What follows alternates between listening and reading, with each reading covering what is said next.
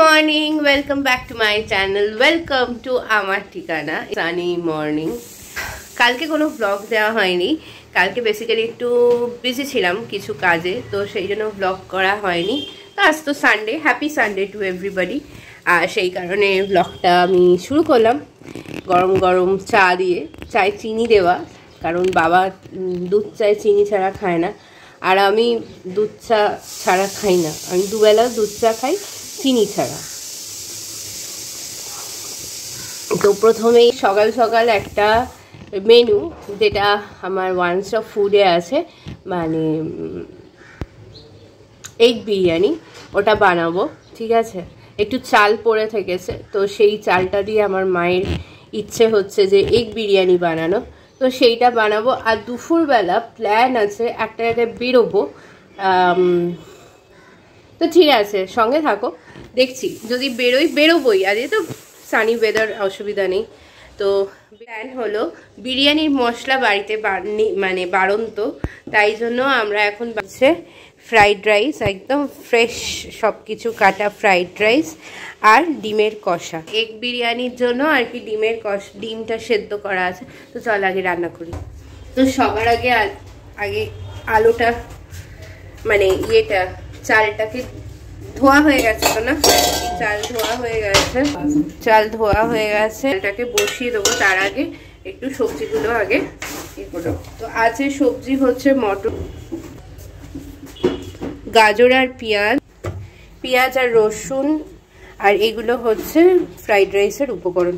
Fried rice আমার মানে সবই করা আছে ইয়েতে, ওয়ান স্টপ ফুডে, তাও আমি আজকে এটার রেসিপিটা একটু দিয়ে দেবো।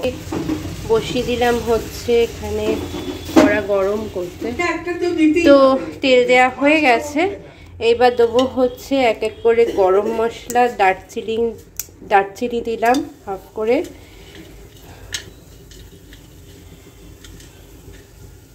দিলাম তেজপাতা দিয়ে দিলাম।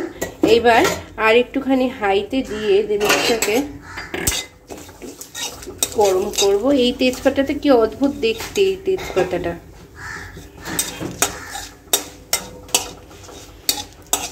দিয়ে সবজিগুলো দিয়ে দেবো, একটা মিষ্টি গন্ধ বেরোবে, সবজিগুলো এক এক করে দিয়ে দেবো। সবজিগুলো দেওয়ার পর দিয়ে দিলাম হচ্ছে লঙ্কা, দিয়ে দিলাম হচ্ছে নুন,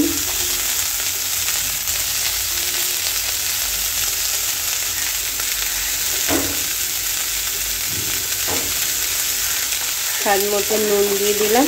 এবার দিয়ে দেবো হচ্ছে রসুন দিতে ভুলে গেছি, দুটো রসুন দিয়ে দিলাম। দিয়ে এবার ভালো করে জিনিসটাকে ভাজতে হবে। আর একটুখানি তেল লাগতো, বাট আমি এত তেল দেবো না, কারণ সবজিতে একটু আমি তেল দিয়ে রেখেছিলাম, একটা জায়গায় একটু তেল ছিল, তো সেইটা দিয়ে সবজিটা দিয়ে তেল দিয়ে রেখেছিলাম। এটা ঢাকা দিয়ে দেবো যতক্ষণ না একটু ভাজা ভাজা হয়।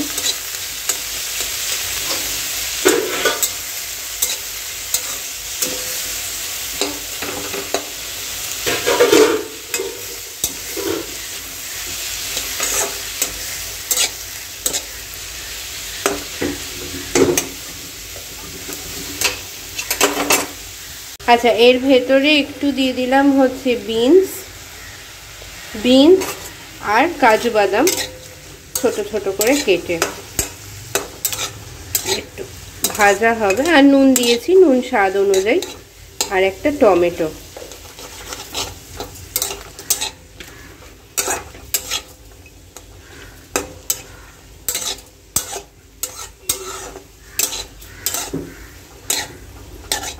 এইবার ধোয়া চালটা জল ঝরিয়ে দিয়ে দেবো, দিয়ে এটা একসাথে ভাজা হবে।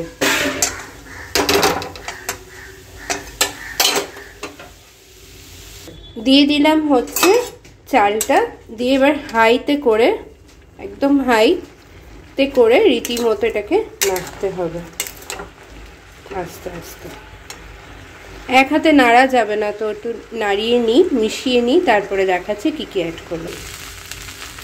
তো এইটা অলরেডি মেশানো হয়ে গেছে পুরোটা, দিয়ে এবার এটাকে জল দিয়ে ঢাকা দিয়ে রেখে দেবো এবার অন্যদিকে ডিমের কষাটা করবো, ব্যাস রান্না কমপ্লিট।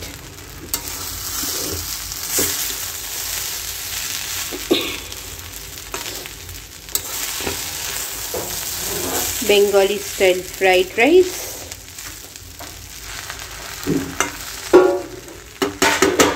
খুবই সুন্দর একটা অ্যারোমা বেরোচ্ছে, কারণ একটু ঘি অ্যাড করেছি, একটুখানি ঘি অ্যাড করেছি, একটু হেলদিভাবেই এটা বানানোর চেষ্টা করলাম। সবসময় তো তেল মশলা তো খাওয়া যায় না, তো ডিমে একটু তেল মশলা পড়বে, তো এটা এবার এরমভাবে দিয়ে জলটা দিয়ে দিচ্ছি হচ্ছে জল। ঠিক পরিমাণ দেখো 1:2। চাল যদি 1 ভাগ হয় 2 ভাগ হচ্ছে জল।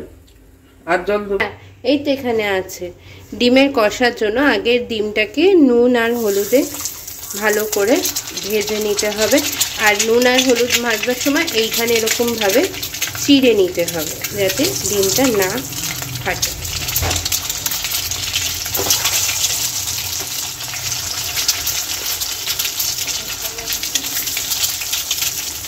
আর ধনেটা অল্প বাটলাম, তার মধ্যে কিছু মশলা দেবো। গেল হচ্ছে টমেটো, আস্ত করে কাটা পেঁয়াজ আর রসুন,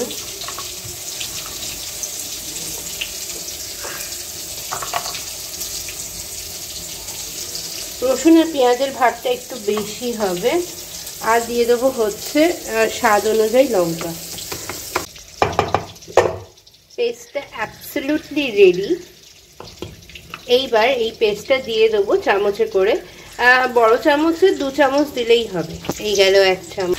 আর তেলেটা একটা কাঁচা টমেটো একটু ছোট করে কেটে দিয়ে দিয়েছি যাতে লাল লাল ভাবটা হয়। দিয়ে দিলাম হচ্ছে হলুদ, কাশ্মীরি লাল মির্চ, হলুদ 1/2 চামচ, কাশ্মীরি লাল মির্চ ছোট চামচের 1 চামচ, স্বাদ অনুযায়ী নুন, আর ব্যাস আর কিছু দিইনি। আর লঙ্কা বাটা যদি আপনারা, লঙ্কা বাটা যেহেতু আমি দিয়েছি তো সেই জন্য লঙ্কা গুঁড়ো যদি দিতে চান তো দিতে পারেন। আর আমি হালকা একটু চিনি দেবো, নইলে আমাদের টেস্টি লাগবে না।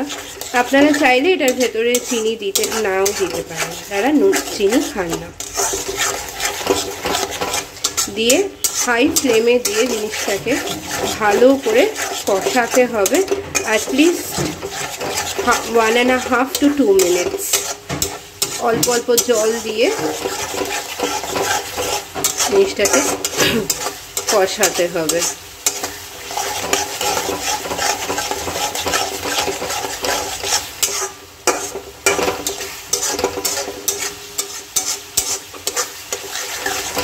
যতক্ষণ না তেলটা বেরোবে। আমি একটু সিম করে দিলাম, মশলাটা তেলটা বেরোবে। টমেটোটা দেখুন একদম স্ম্যাশড হয়ে গেছে। ব্যাস আর কিচ্ছু করার নেই এটার। এবার একটুখানি চিনি দেবো যাতে একটা কালো কালার আসে। তো তেলেতে চিনি দেওয়াটা আমার উচিত ছিল, বাট দেন আমি ভাবলাম যদি তেলটা বেশি পুড়ে যায় বা তেতো হয়ে যায়, তো সেই জন্য কাশ্মীরি লাল মির্চটা একটু বেশি দিলাম যাতে লাল ভাবটা আসে।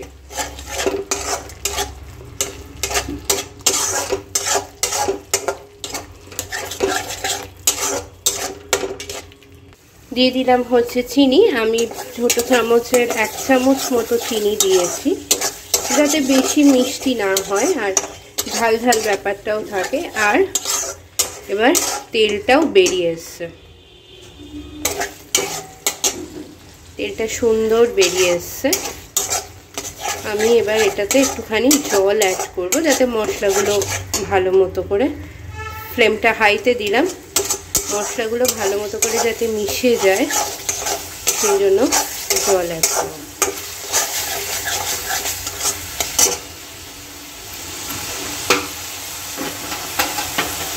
অন্যদিকে আমার পোলাও মোটামুটি রেডি। একটুখানি নাড়বো, তার আগে ঢাকা দিয়ে রেখে দিলাম। আগে একটু জলটা অ্যাড করে দিই। এতে মশলা থেকে তেল বেরিয়ে গেছে, সুন্দর তেল বেরিয়ে গেছে।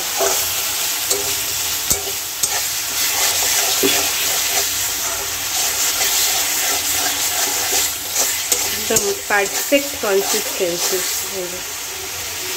পারফেক্ট কনসিস্টেন্সি দিয়ে এবার জল অ্যাড করবো।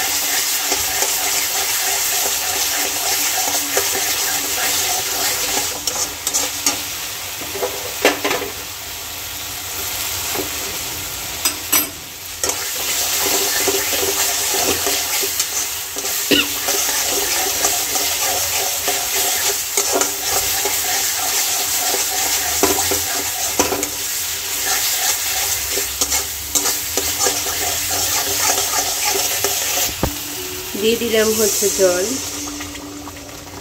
বেশি জল দেবো না, এটা তো একটু কষা কষা হবে।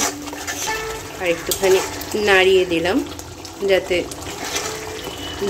মানে যে রসটা, ঝোলটা ডিমের ভেতর ঢুকে যায়। ভালো লাগছে না দেখতে? আমার তো ব্যাপক লাগে রান্না।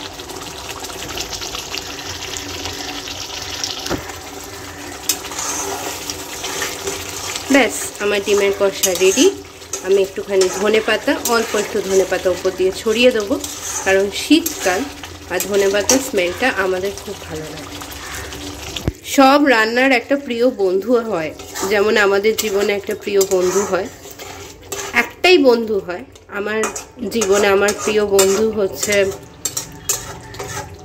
আছে কেউ, পরে রিভিল করব। আর এই হচ্ছে ধনেপাতা, হচ্ছে প্রত্যেকটা রান্নার একটা সুন্দর প্রিয় বন্ধু, যেটা টেস্টও বাড়ে, অ্যাট দ্য সেম টাইম দেখতেও সুন্দর হয়। তো দিয়ে দিলাম ধনেপাতা কুচি কুচি করে কাটা, দিয়ে এবার এটাকে একটু হাই ফ্লেমে দিয়ে, মানে জাস্ট কয়েক সেকেন্ড হাই ফ্লেমে দিয়ে, 2 থেকে 3 সেকেন্ড হাই ফ্লেমে দিয়ে আমি রান্নাটা ঢেলে সার্ভ করবার জন্য রেখে দেবো। উফ, কি ব্যাপক দেখতে লাগছে না? দুর্ধর্ষ। ঢাকা দিয়ে রেখে দিলাম, যখন রান্না হবে, মানে খাওয়া দাওয়া হবে, তখন আর কি সার্ভ করব গরম গরম। এইবার করব হচ্ছে ফ্রাইড রাইসটা। তো ফ্রাইড রাইসটা অলরেডি, ভাতটা একদমই কমপ্লিটলি রেডি। একটুখানি নুন দিলাম, আর একটু ভাপাবো, ভাপিয়ে আর একটু চিনি দেবো। চিনি দিলে একদম কমপ্লিটলি রেডি ফ্রাইড রাইস। আজকের মেনু হচ্ছে বাঙালি স্টাইলের পোলাও বা বাঙালি স্টাইলের ফ্রাইড রাইস, আর এই হচ্ছে ডিম কষা আর স্ম্যাশ পটেটো।